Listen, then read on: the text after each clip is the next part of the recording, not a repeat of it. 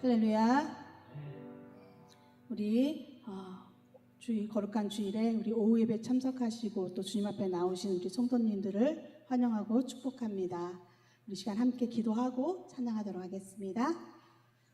거룩하신 사랑의 하나님 감사합니다. 오늘도 주님의 귀한 날을 허락하여 주시고 저희들이 주님의 백성으로서 주님의 부름에 응답하며 나와 예배하게 하시니 감사합니다. 저희를 사랑하시되 끝까지 사랑하시고 십자가의 고난의 길도 마다하지 않으시는 우리 주님의 크신 사랑을 저희들이 마음에 새기게 하여 주시옵소서. 저희를 한없이 사랑하시고 크신 은혜로 베풀어 주시는 주님을 마음껏 찬양하는 시간 되기를 원합니다. 저희들의 믿음의 고백을 담아 찬양 드리기를 원하오니 하나님 기뻐 받아 주시옵소서. 이 시간을 온전히 수장하여 주시기를 원하오며 예수님의 이름으로 기도합니다. 아멘. 반갑습니다. 우리 이 시간에 우리의 영원한 왕 되신 주님을 찬양하고 또 우리가 주님께 선택받은 자들로서 어떻게 살아야 될지를 고민하며 우리 함께 믿음의 고백을 담아 찬양 드리기를 원합니다. 우리 이 시간 함께 찬양할 때에 큰 은혜로 함께 하실 주님을 기대하며 나가기를 소망합니다.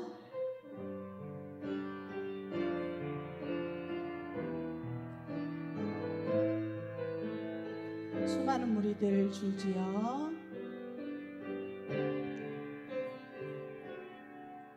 수많은 무리들 줄지어 그분을 보기 위해 따르네. 평범한 목숨이신 그분 앞에 모든 무릎이 꿇어 경배하네. 모든 문제들 하나하나 죽음까지도 힘을 잃고 생명의 근원 대신 예수 이름 앞에 모든 권세를 굴복하네. 예수 이름 높이세. 예수 이름 높이세.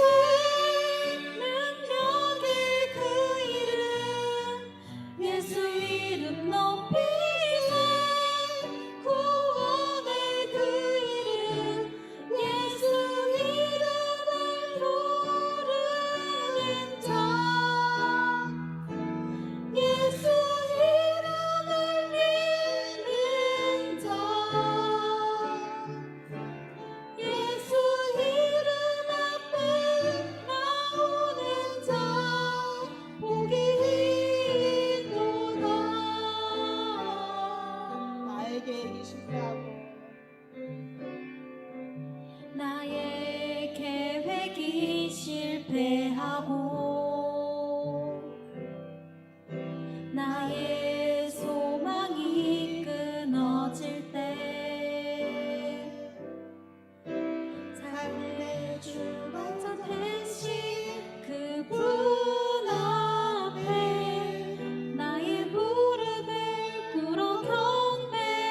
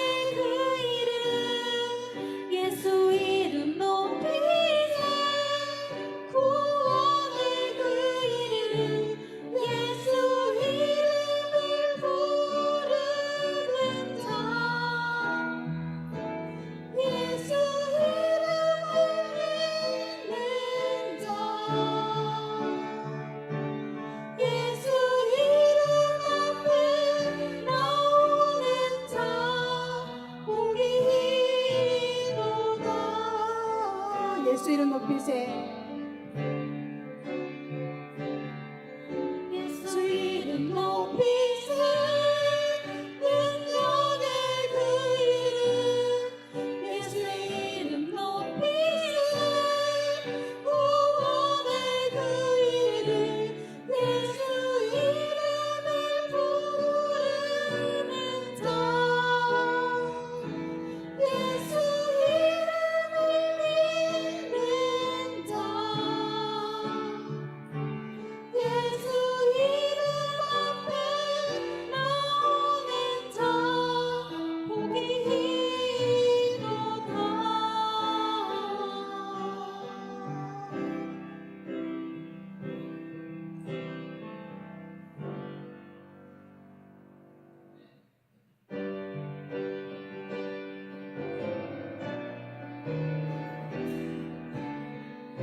당신의 영광과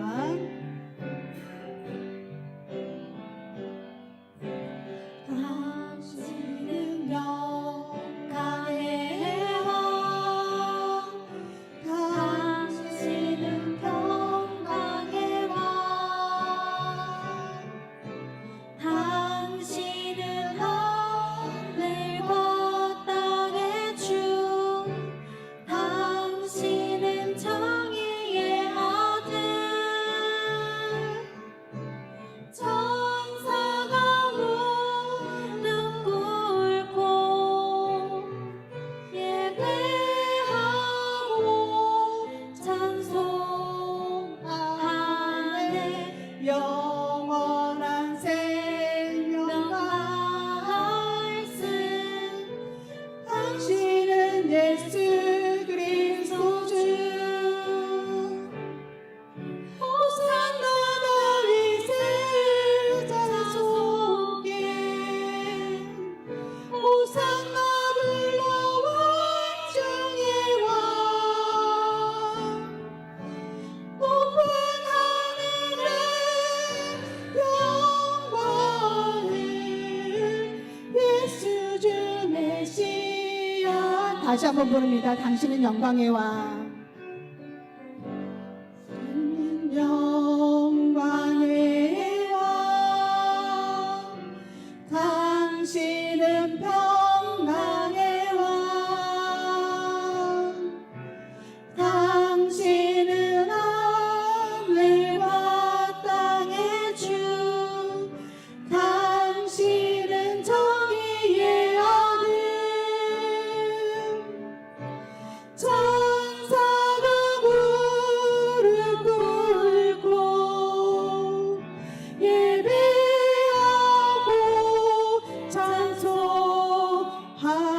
찬송하네 영원한 생명 말씀 당신은 예수 그리스도 주.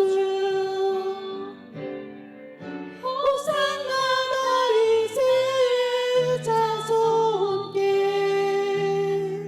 호산나 불러 왕중의 왕 높은 하늘에 영광을 예수 주 메시아네.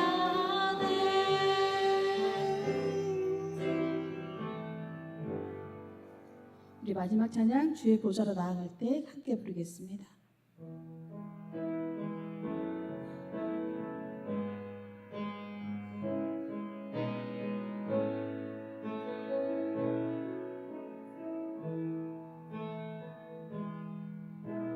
주의 보좌로 나아갈 때에 어떻게 나가야 할까?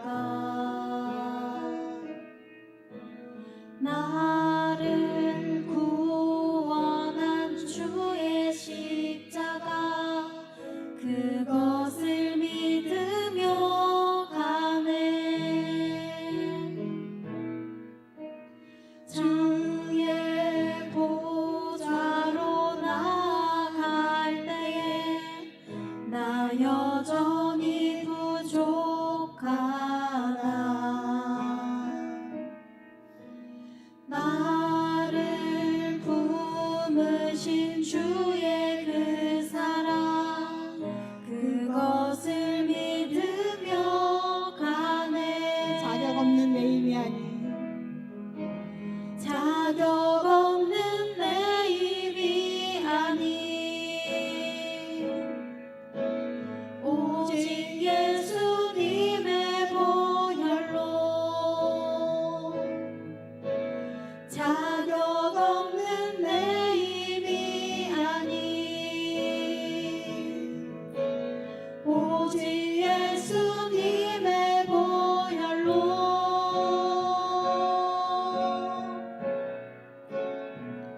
십자가의 사랑 완전하신 사랑 힘입어 나갑니다. 십자가의 보혈 완전하신 사랑 힘입어 예배합니다. 다시 한번 부르겠습니다. 주의 보좌로 나아갈 때 주의 보좌로 나갈 때에 어떻게 나가야 할까? 나를 구원한 주의 십자가 그것을 믿으며 가네. 주의 보좌로 나아갈 때 주의 보좌로 나갈 때에 나 여전히 부족하나. 나를 품으신 주의 그 사랑 그것을 믿으며 가네. 자격 없는 내 힘이 아닌 오직 예수님의 보혈로 자격 없는 내 힘이 아닌 오직 예수님의 보혈로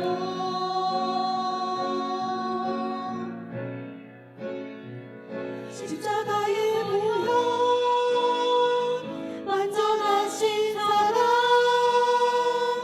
힘입어 나갑니다. 십자가의 보혈 완전하신 사랑 힘입어 예배합니다. 십자가의 보혈 십자가의 보혈 완전하신 사랑 힘입어 나갑니다. 십자가의 보혈 완전하신 사랑 힘입어 예배합니다. 우리 시간 함께 마음을 모아 기도하기를 원합니다. 오직 주님만 바라보며 우리를 구원하신 주님을 따르는 사순절 기간을 보내게 하여 주시옵소서. 오늘 1대1 제자 양육 훈련을 통해 참된 주님의 제자로 나가기를 원합니다. 저희를 인도하여 주시옵소서. 담임 목사님의 영육간의 강건함을 허락하여 주시고 맡겨주신 목회를 잘 감당할 수 있도록 주의 말씀을 잘 전할 수 있도록 성령께서 능력으로 더하여 주시옵소서. 우리 한마음으로 함께 기도하며 나가도록 하겠습니다.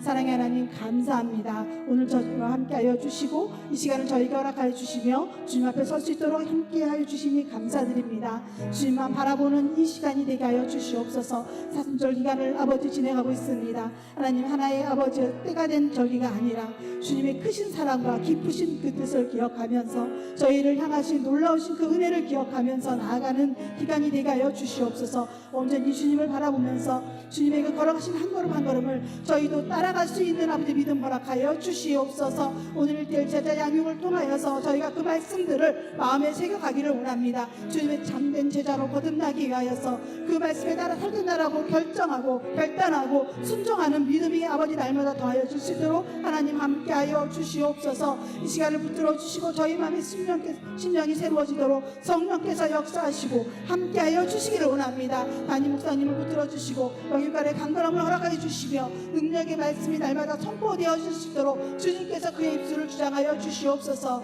그 입술을 통하여서 하나님의 말씀을 아버지 전해드릴 때에 우리 모든 성도들이 바라받을 수 있도록 주님 함께하여 주시기를 원합니다. 성령의 능력을 덧입혀 주시기를 원합니다. 이 시간을 주님께 온전히 맡겨드리오며 주님께서 함께하실 줄 믿고 간절히 간구하나이다.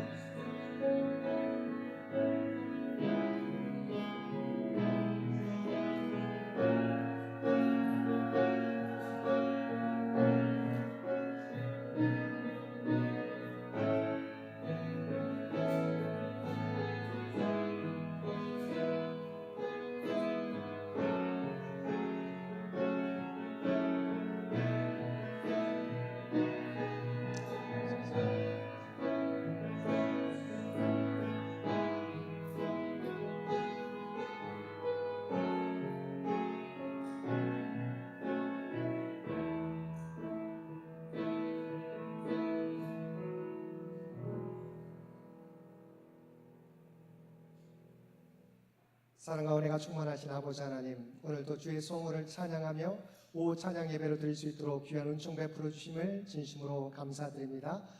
아버지 하나님, 오직 우리가 구원받은 것은 오직 하나님의 은혜 때문인 줄로 믿습니다.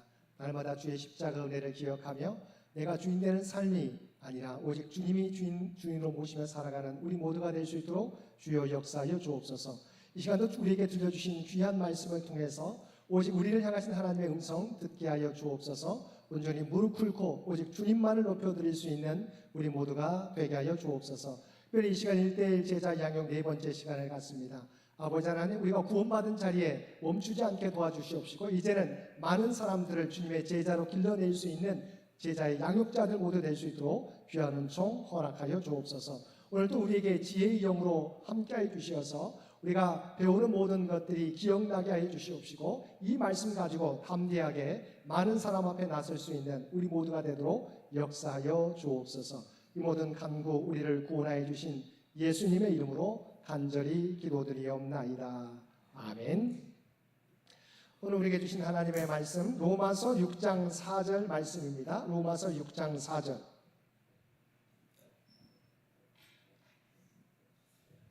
로마서 6장 4절 우리 한 목소리로 함께 봉독하겠습니다. 그러므로 우리가 그의 죽으심과 합하여 세례를 받음으로 그와 함께 장사되었나니 이는 아버지의 영광으로 말미암아 그리스도를 죽은 자 가운데서 살리심과 같이 우리로 또한 새 생명 가운데서 행하게 하려 함이라. 아멘. 이 시간 우리 두보라 회원들 나오셔서 특송해 주시겠습니다.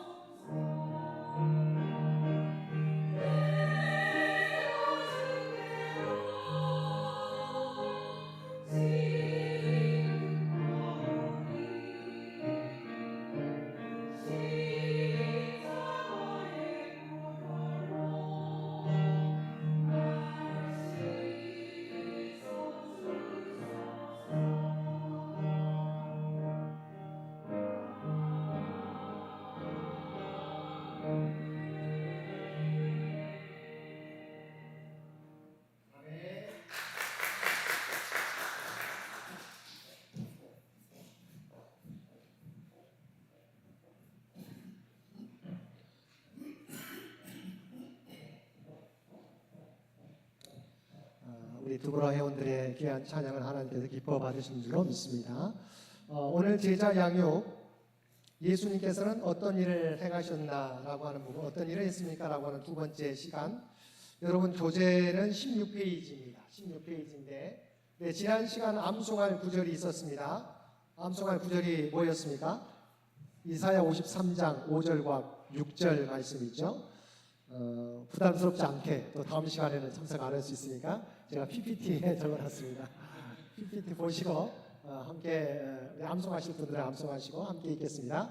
그가 찔림은 우리의 허물 때문이요 그가 상함은 우리의 죄악 때문이라. 그가 징계를 받음으로 우리는 평화를 누리고 그가 채찍에 맞음으로 우리는 나음을 받았도다.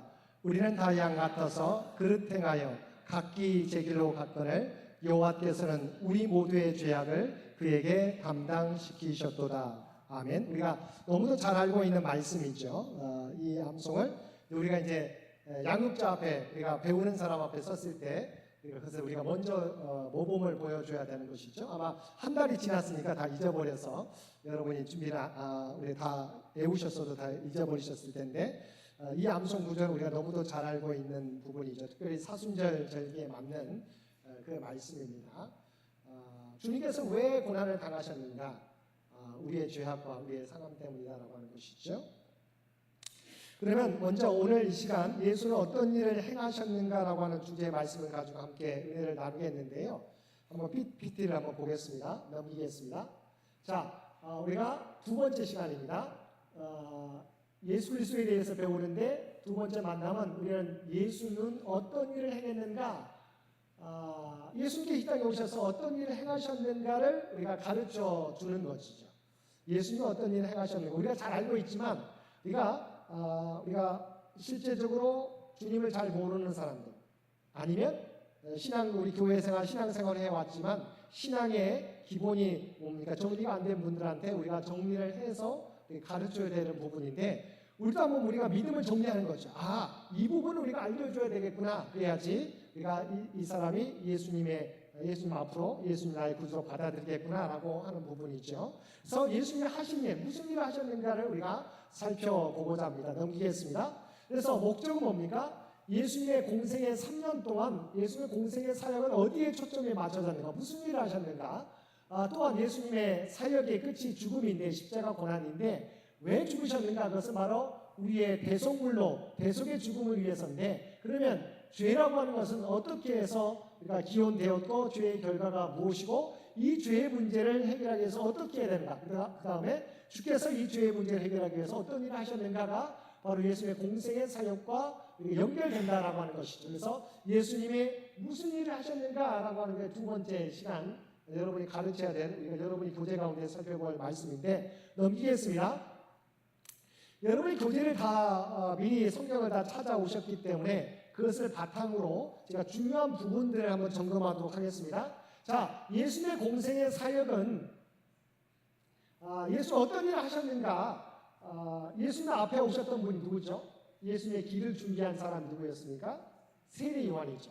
세례 요한이 옥에 갇혔을 때 세례 요한의 제자들이 물었어요. 과연 우리에게 오실 분이 이분인지를 물었어요. 그래서 세례 요한을 통해서 세례 요한의 제자들이 예수님께 가서 묻습니다.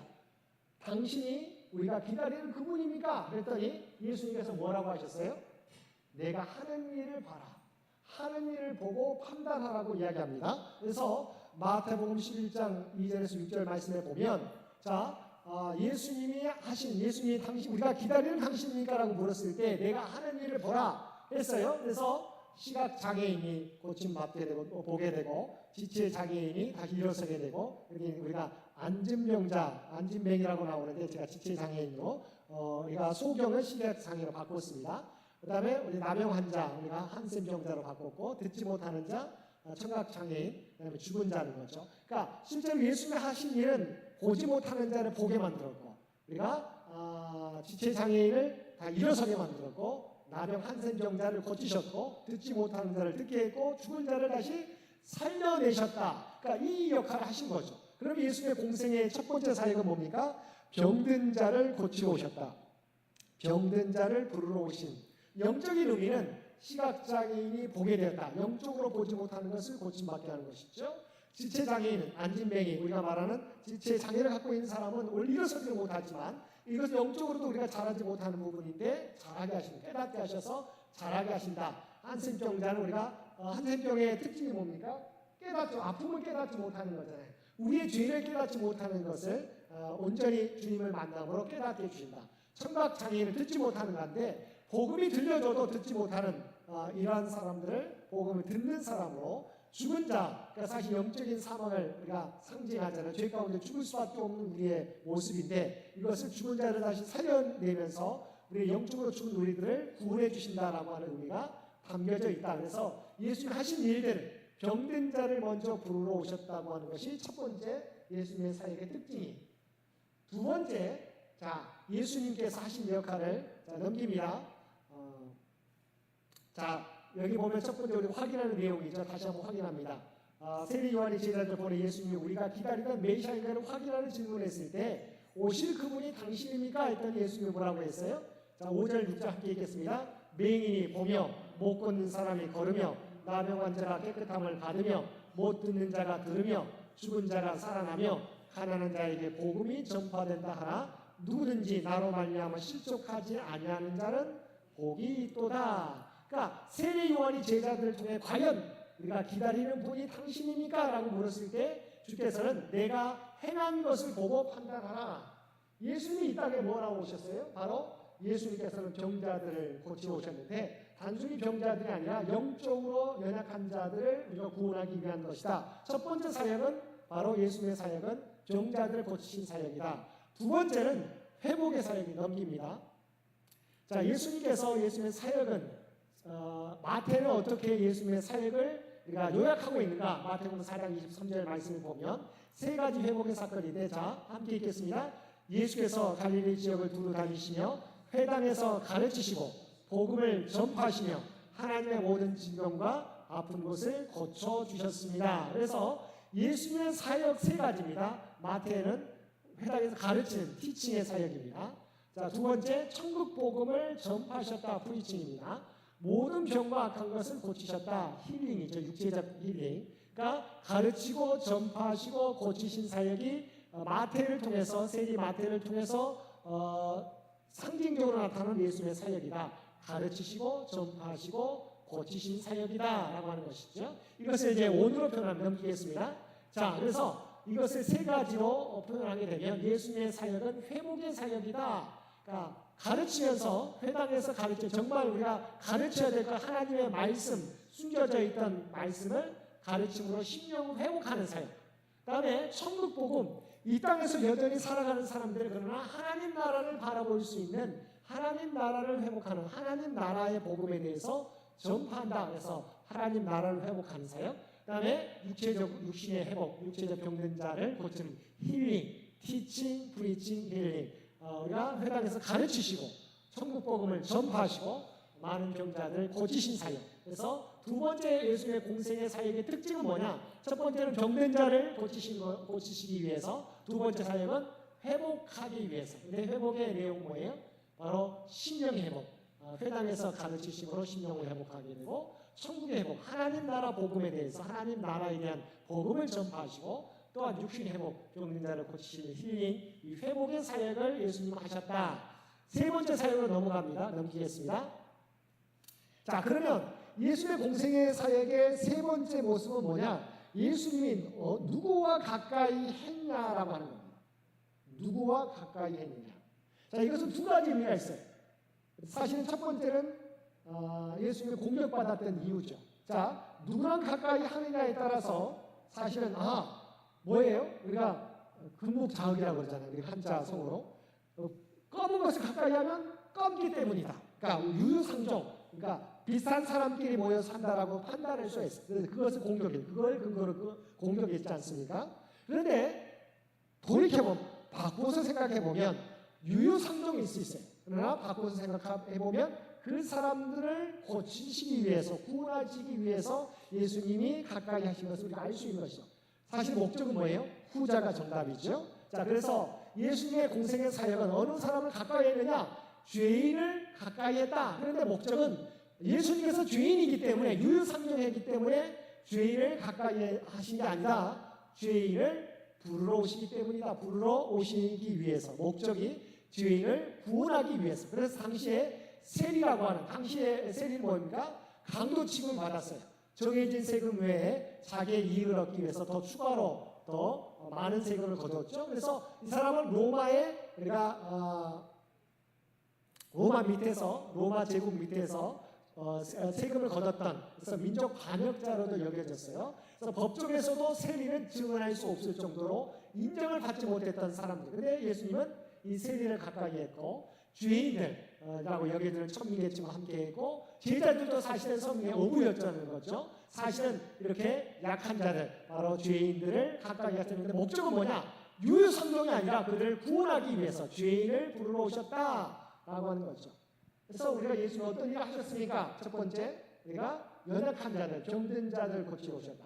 두 번째, 우리가 회당에서 가르치시고 천국 복음을 전파하시고 병든 자를 고치신 사역, 회복의 사역을 위해서 오셨고, 세 번째, 예수님이 가까이 하신 사람들은 죄인들이었는데 유유상종이 아니라 죄인들을 구원하기 위해서 이 땅에 오셨다라고 여러분이 정리하시면 되겠습니다.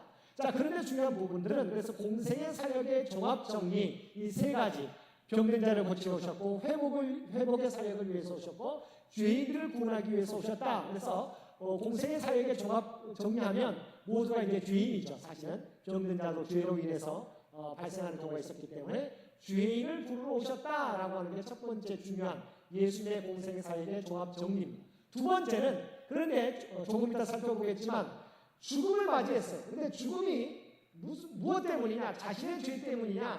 그러니까 많은 사람들은 십자가형은 정치범에 한해서 우리가 십자가형을 행하게 됩니다. 그러니까 예수님이 반역자로서 죽음을 당한 거냐? 아니라고 하는 것이죠. 예수님은 바로 대속물로 우리의 죄를 대신하여 죽으신 거죠. 우리의 죄를 대신 우리가 사해 주시기 위해서 우리의 죄의 대가를 대신 받으셨다. 대속물로 오셨다. 그래서 중요한 부분입니다.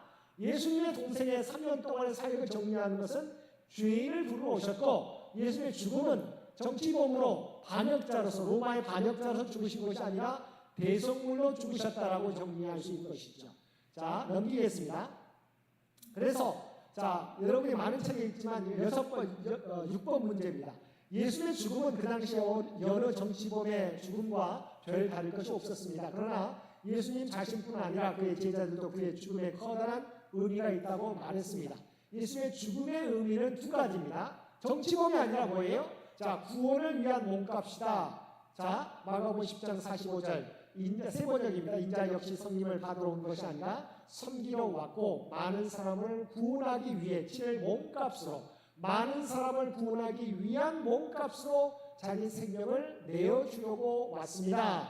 구원을 위한 많은 사람들을 구원하기 위한 몸값이었다. 예수님의 죽음은 정치범으로 아니라 로마의 반역자로서 아니라 많은 사람을 구원하기 위한 몸값으로 주께서 죽음을 치르셨다. 두 번째, 로마서 5장 8절 우리가 아직 죄인이었을 때 그리스도께서 우리를 위해 죽으심으로 하나님께서 우리에게 대한 자기의 사랑을 확증하셨느니라. 하나님의 사랑 바로 우리를 대신해 죽으셨다. 우리를 위해 죽으심으로 우리를 대신하여 죽였다. 그러니까 많은 사람들을 구원하기 위한 몸값인데 이 죽음은 바로 나는 빠진 게 아니라 나도 포함되는 것이죠. 우리를 대신해 죽으신 죽음이었다고 하는 것이죠. 넘기겠습니다. 자, 그래서 주님의 십자가 죽음 공생애는 십자가를 향해서 나아가게 되는데 죽음의 방법은 뭐였느냐? 십자가 위에서 우리가 당시에는 정치범에 의해서 돌아가셨지만 방법은 십자가 위에서 돌아가셨어요. 그런데 정치범으로서 죽은 것이 아니라고 하는 것이죠. 죽음의 이유가 무엇입니까? 하나님의 공의의 법대로 죄의 값을 치러주시기 위한 거다. 그래서 세상 죄를 지고 가는 하나님의 어린 양을 보라라고 이야기하고 있어요. 그러니까 예수님은 자신의 죄 때문이 아니라 세상 죄를 지고 가는 하나님의 어린 양, 피가 없은즉 죄의 사함이 없다라고 하는 것처럼 자, 세상 죄를 지고 가는데 우리의 죄를 짊어졌어요. 그래서 우리의 죄를 사하려면 뭐예요? 피를 흘리신 거죠. 십자가에서 우리의 죄를 대신하셨는데 그 결과 죄의 사함을 얻게 하기 위해서 우리의 죄를 대신 사하시기 위해서 대신 십자가에서 피를 흘려주셨어요. 그 결과 우리는 생명을 얻게 되었다는 거죠. 그러니까 그래서 십자가의 방법, 죽음의 방법이 십자가지만 그것은 정치법으로서가 아니라 바로 하나님의 공의의 법을 이루시기 위해서 뭐예요? 세상 죄를 감당하기 위해서 세상 죄를 속하기 위해서는 피의 제사가 필요한데 우리 주님께서 직접 십자가 위에서 피를 흘려주시는 피 흘리심으로 우리의 죄를 사해 주셨다. 결과적으로 우리를 생명으로 인도하시기 위해서다. 저 죽음의 의미, 그래서 예수님의 죽음의 의미는 바로 대속물, 우리를 대신 속하기 위해서 우리의 죄를 대신 속하기 위한 대속물로서의 죽음이고 이것은 하나님의 사랑의 확증, 우리를 죄에서 바로 우리까지 나까지 포함하는 거죠. 우리를 향한 하나님의 사랑을 확증하는 것. 왜냐하면 우리가 구원받을 만해서가 아니죠. 우리가 아직 죄인 되었을 때 그리스도께서 우리를 위하여 죽으심으로 하나님께서 우리에 대한 자기의 사랑을 확증하셨다고 로마서 5장 8절은 말씀하고 있거든요. 그래서 바로 하나님의 사랑, 우리를 죄에서 구원하기 위해서다. 그래서 예수님의 죽음은 대속물과 하나님의 사랑의 확증으로서 우리를 구원하기 위한 거다. 죄의 개념은 뭐냐? 좀 이따 죄의 기원부터 살펴보겠지만 여러 가지가 죄의 개념이죠. 자, 하마르티아, 관역에서 벗어나 우리가 열심히 성실하게 일하는데도 불구하고 방향이 전혀 다르게 있으면 그게 죄라고 말하는 거예요. 세상 사람들은 뭡니까? 성실하게 일하면 죄가 아닐 수 있잖아요. 그런데 하나님의 관역에서 삶의 목적에서 벗어나 아무리 열심히 최선을 다해도 관역에서 방향에서 이것을 향해야 되는데 그리스도를 향해야 되는데 그게 세상을 향하게 될 때 아무리 열심히 최선을 이른 아침부터 밤늦게까지 수고하더라도 성실하게 일하더라도 그것은 바로 관역에서 벗어난 죄다. 파라푸토아는 미끄러져 넘으니 우리의 연약하기 때문에 우리는 하나님의 말씀대로 살아가려고 하지만 우리의 연약함 때문에 미끄러질 때가 있잖아요. 그것도 바로 죄라고 하는 것이죠. 아노미아, 혼란 상태죠. 이것은 제멋대로 하게 될 때 하나님의 말씀이 있는데 하나님의 법이 있는데 하나님의 법에 따르지 않고 자신이 주인 되어서 제멋대로 살아가는 것, 제멋대로 살아가는 것 이것도 아노미아도 죄 속에 속하죠. 그다음에 파라바시스는 금을 받다. 그러니까 오늘 선을 넘는 거죠. 선을 우리가 하나님께서 지정이 넘지 말라고 하는 부분인데 이 부분을 금을 밟은 것, 선을 넘는 것, 이 모든 것을 우리가 하나님께서는 죄로 여긴다. 뿐만 아니라 이것은 드러나는 행동만이 아니라 하나님은 우리의 마음의 죄까지도 다 판단하신다라고 하는 것이죠. 넘기겠습니다. 그래서 죄의 기원을 살펴봅니다. 왜 예수님이 그러면 십자가에 달려 돌아가셨는가? 바로 죄의 기원은 말씀의 불순종 로마서 5장 12절에 나오는 한 사람 아담의 범죄로 아담의 불순종으로 말미암아 이 땅에 죄가 들어오게 된 거죠. 그러니까 죄의 기원은 아담의 불순종으로 한 사람의 불순종으로 말미암아 죄가 이 땅에 들어오게 되었다. 그게 뭐예요? 아담이 그럼 왜 하나님 말씀 불순종에 있었어요? 그래서 우리가 인간 모두가 갖고 있는 죄의 본성이에요. 내가 하나님과 같이 되고자 하는 거죠. 우리가 하나님의 형상에 따라 지음받았는데 우리는 뭐예요? 내가 하나님 되려고 해요. 내 마음대로, 내 생각대로, 내 계획대로, 내 주장대로 살려고 하는 것이죠. 결과적으로 하나님과 같이 되고자 하는 욕심, 사단이 깨었죠. 이 선악과를 따먹으면 너희 눈이 밝아져 하나님과 같이 될 것이다. 선과 악을 구별하는 것이 눈이 밝아져서 네가 하나님 된다. 선과 악을 네가 바로 구별하게 된다라고 하는 유혹을 한 거예요. 네가 하나님 된다는 거예요.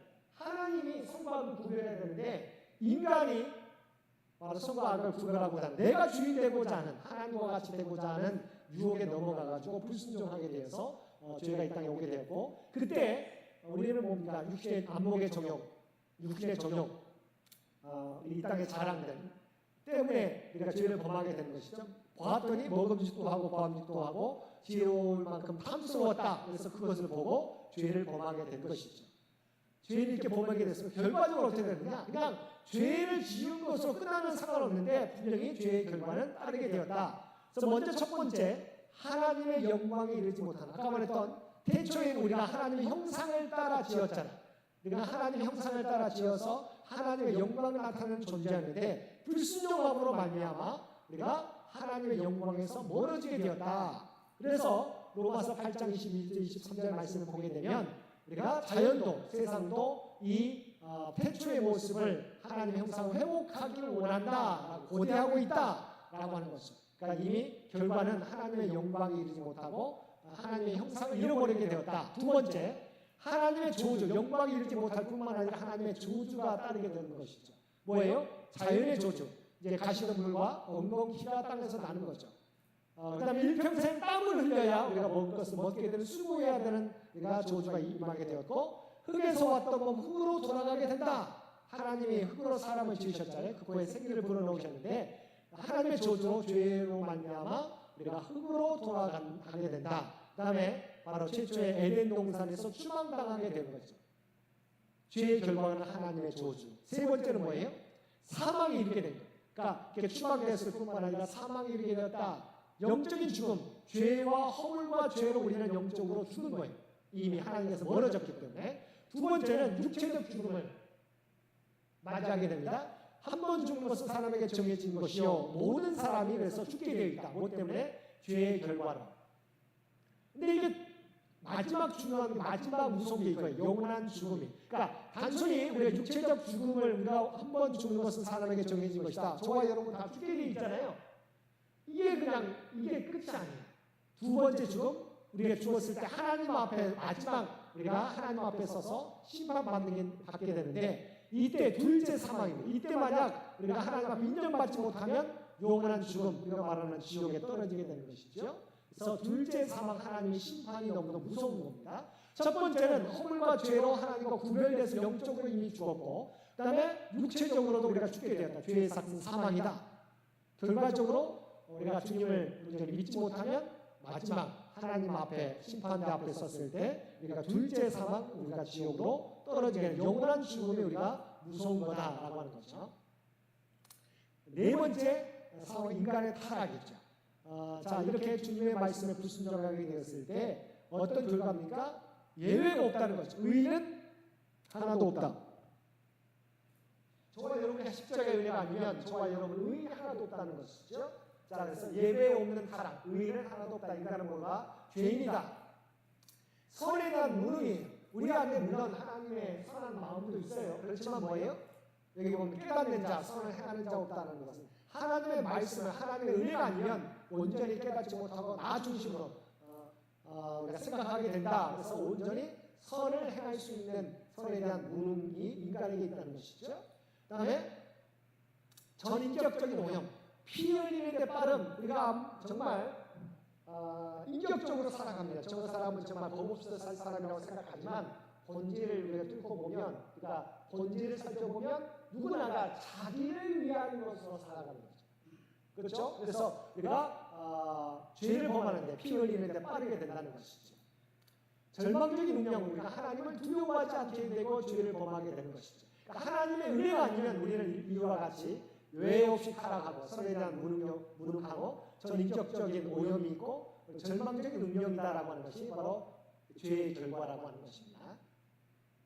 그래서 이 부분에 대한 것을 우리가 이야기해 주는 거죠. 그래서 행동을 이렇게 안 했을지라도 우리의 생각조차도 당신은 한 번이라도 서로 미워해 본 적이 없습니까? 시기해 본 적이 없습니까? 질투해 본 적이 없습니까? 라고 우리가 물을 수 있는 것이죠. 그래서 우리가 가르치는 사람에게 죄에 대하여 질문하고 죄인이라고 하는 것을 고백할 수 있는가를 한번 체크해 보시기 바랍니다. 그래서 이 부분을 우리가 설명해 줄 것이죠. 넘기겠습니다. 그래서 죄의 기원과 결과, 왜 주님께서 십자가에 달려 돌아가셔야 되는가 라고 하는 것이죠. 죄로 말미암은 건데 바로 모든 사람의 죄를 범하였으면 하나님의 영광에 이르지 못하더니 하나님의 형상을 우리가 다 잃어버렸어요.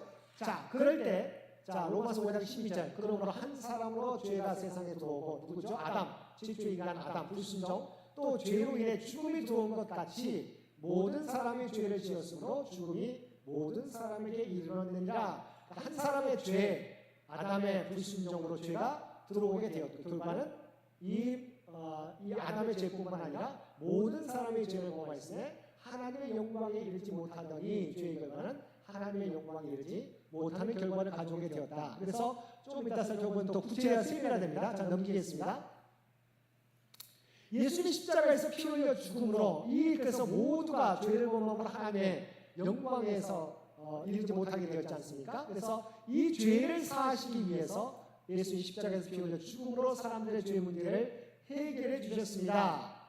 근데 아까 묻는 거죠. 이 죄에 당신도 포함이 된다고 생각하십니까? 아니라고 물었을 때, 아니라고 대답했을 때, 그래도 저는 비록 내가 뭐 성인은 아니지만 죄를 범하지는 않았습니다. 죄를 범하지 않으려고 노력했습니다. 그러나 아까 말했던 우리의 중심의 생각까지도 하나님 판단하신다. 그래서 우리는 비록 법 없이 사는 사람이라 할지라도 하나님 판단에서는 하나님 입장에서 모두가 죄인입니다. 그래서 대제사장이 1년에 한 번 우리가 속죄 제사를 드리게 되는 것이죠. 그런데 예수님께서 단번에 영원한 제사를 드리셨다. 아까 말했던 우리가 지난 시간에 살펴보았잖아요. 대제사장이 대속죄에 1년에 한 번 들어가서 하는 건데 본인도 죄인이기 때문에 자기의 죄를 먼저 속죄 제사를 드리고 모든 백성들을 위해서 속죄 제사를 드렸다는 거죠. 그러나 예수님은 죄가 없으시기 때문에 자신이 십자가에서 피 흘려 영원한 제사를 드리심으로 우리의 모든 죄를 사해 주셨다. 그래서 그리스도 안에서 우리는 하나님의 은혜의 풍성함을 따라 그분의 피로 구속 곧 죄 사함을 얻었습니다. 라고 하는 것이죠.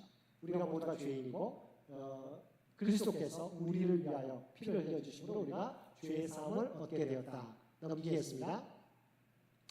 그 외에 십자가의 피로 이 세상에 어떤 혜택이 베풀어졌습니까? 예수님의 피로 말미암아 어떤 혜택이 주어졌느냐? 자, 먼저 하나님과 우리 사이가 갈라지게 되었잖아요. 회복됩니다. 그러나 그때는 하나님에게서 멀리 떨어져 있던 여러분이 죄로 말미암아 하나님과 우리 사이가 갈라지게 되는데 멀리 떨어져 있던 여러분이 이제는 그리스도 예수 안에서 그리스도의 피로 가까워졌습니다. 우리가 우리의 선한 행동이 아니라 그리스도의 피로 가까워졌습니다. 그리스도 예수 안에서 그리스도의 피로 가까워졌습니다. 두 번째, 그리스도는 우리의 화평이십니다. 화목이십니다. 우리의 자기의 육체로 둘을 하나로 만드신 분입니다. 그분은 중간에 막힌 담, 곧 온수된 것을 헐어내셨고, 그러니까 그리스도는 두 가지 의미가 있습니다. 그리스도 하나님과 우리 사이에 화평서 자기 예수님의 육체로 둘을 하나님과 우리 사이를 하나로 만드셨다. 그분의 중간에 막힌 담, 죄죠. 죄의 담을 십자가의 피로 우리가 허물어 주셨다. 또 그리스도는 인간과 인간 사이에 바로 화평이시다. 넘기겠습니다.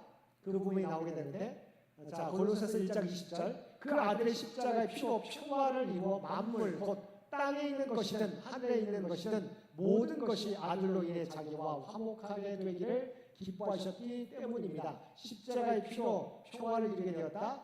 이것은 땅에 있는 것이든 하늘에 있는 것이든 모든 것이 아들로 인해 예수 그리스도로 인해 자기와 화목하게 되기를 기뻐하셨다. 하나님과 우리 사이가 갈라진 담이 허물어지게 되었고, 인간과 인간 사이, 이방인과 유대인이 담이 허물어지게 되었고, 또한 자연과 인간의 파괴된 부분들이 회복되게 된 것이다 라고 하는 것이죠. 넘기겠습니다.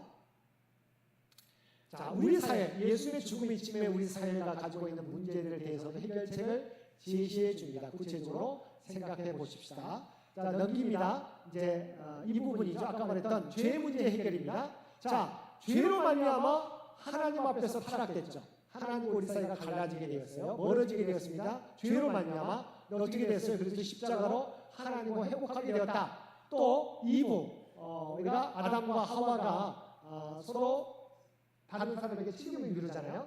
그 서로 간에 사람과 사람이 남의 탓으로 돌리는 거죠. 근데 이게 예수 그리스도를 통해서 사람 사이에 회복하게 되었다. 자연도 마찬가지죠. 우리가 개발만 하고 이런 부분들을 자연을 파괴했던 부분에서 자연과의 회복의 역사가, 또 자기 정죄, 자기 스스로의 죄에 대해서 바로 그리스도 안에서 우리가 화목하게 되는 거죠. 자신과 회복하게 된다라고 하는 것이죠. 그래서 이뿐만 아니라 하나님과의 관계, 또 사람과 사람 사이의 관계, 사람과 자연과의 관계, 내 안에서 내 탓으로 나는 소망이 없는 사람인가 보다라고 생각하는데, 예수님은 바로 나를 위하여 십자가에 달려 돌아가셨다라고 하는 것이죠.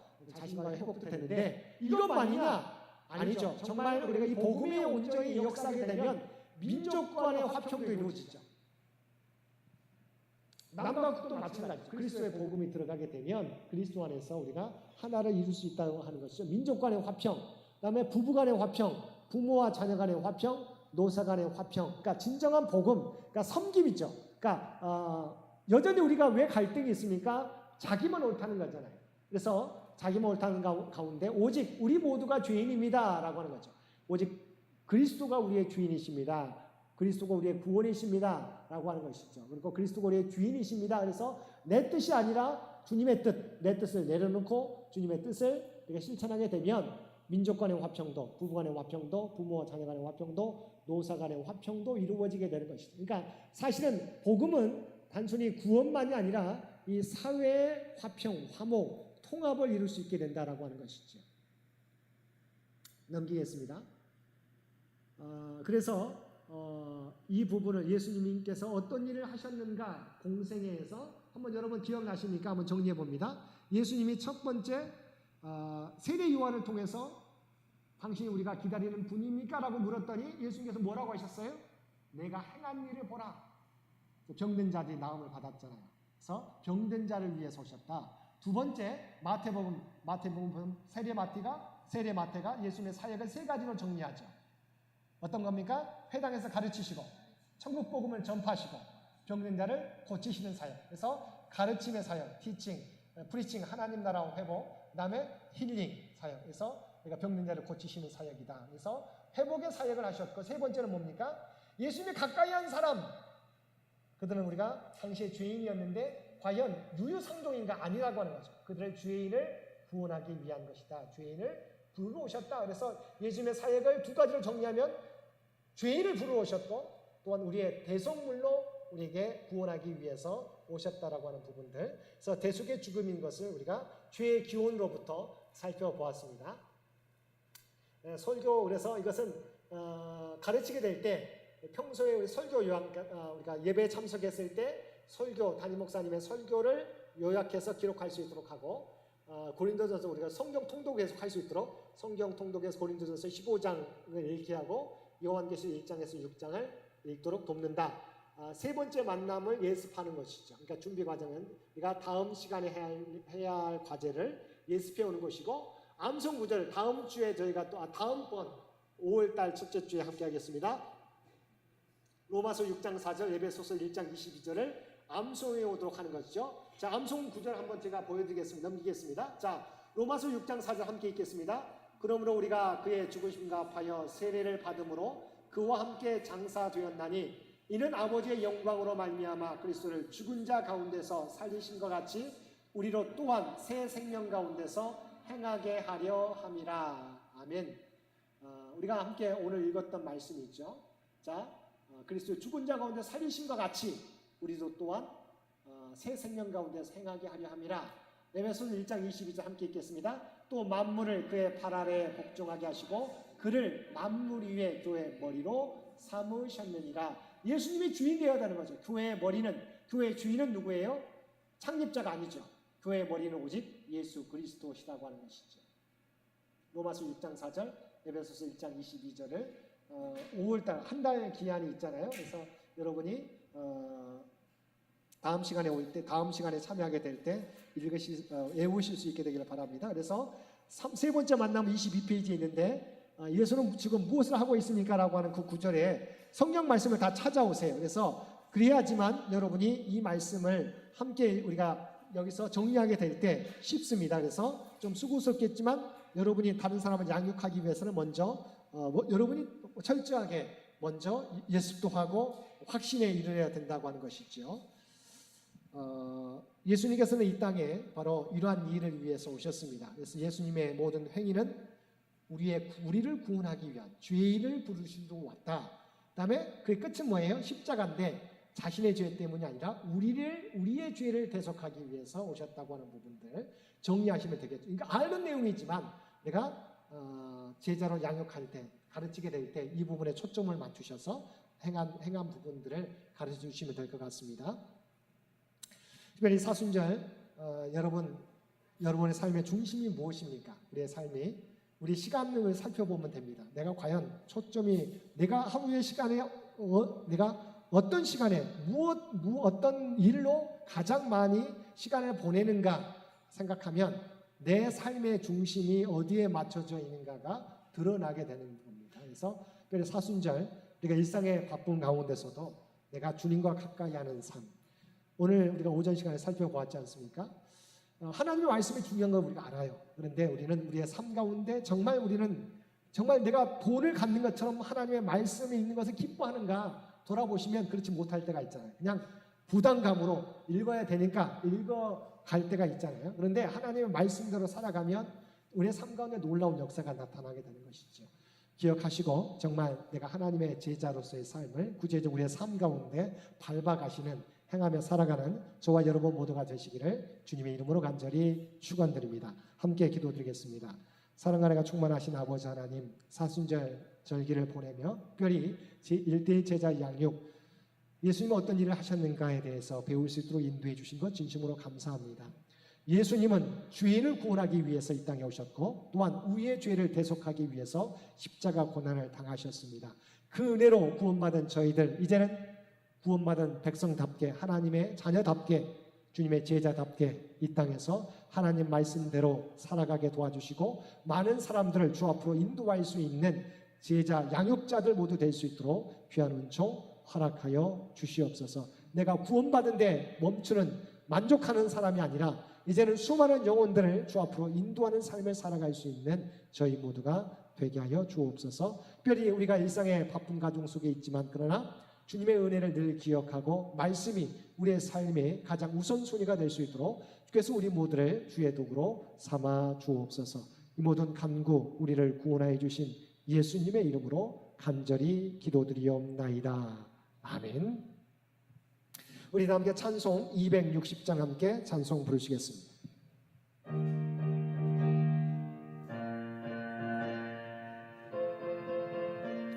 1절 4절 부르겠습니다.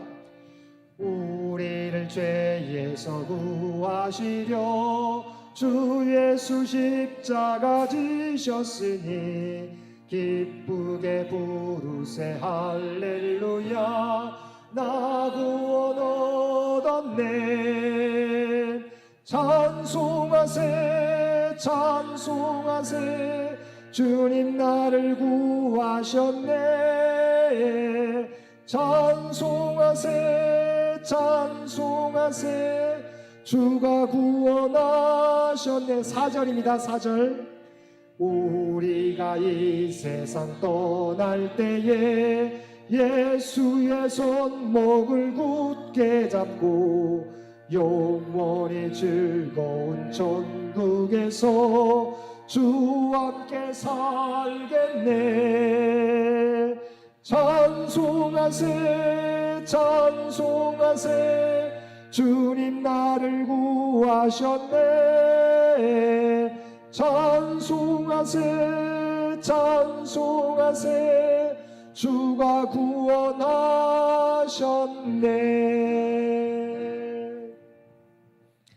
이제는 우리 주 예수 그리스도의 은혜와 아버지 하나님의 극진하신 사랑하심과 성령님의 세상 끝날까지 우리와 함께 하시며 동행하시는 놀라운 교통의 역사가 오늘 주신 말씀을 따라 우리를 위하여 십자가에 달려 돌아가신 주님의 은혜를 기억하고 이제는 주께서 맡겨주신 사명 온전히 이 땅에서 감당하며 살아가겠노라고, 또 많은 사람들을 주님의 제자로 양육하는 사역을 감당하겠노라고 결단하며 세상 가운데 나아가는 사랑하는 주의 백성들과 그의 가정과 산업의 터전 위에 이제로부터 영원토록 함께 해주시기를 우리 주 예수님의 이름으로 간절히 축원하옵나이다. 아멘.